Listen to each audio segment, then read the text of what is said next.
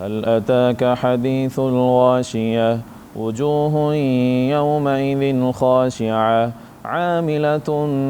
ناصبة تصلى نارا حامية تسقى من عين آنية ليس لهم طعام إلا من ضريع لا يسمن ولا يغني من جوع وجوه يومئذ ناعمة لسعيها راضية في جنة عالية لا تسمع فيها لاغية فيها عين جارية فيها سرر مرفوعة وأكواب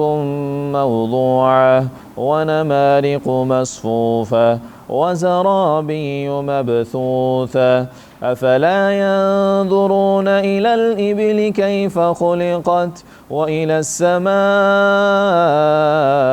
كيف رفعت وإلى الجبال كيف نصبت وإلى الأرض كيف سطحت فذكر إنما أنت مذكر لست عليهم بمسيطر إلا من تولى وكفر فيعذبه الله العذاب الأكبر إن إلينا إيابهم ثم إن علينا حسابهم.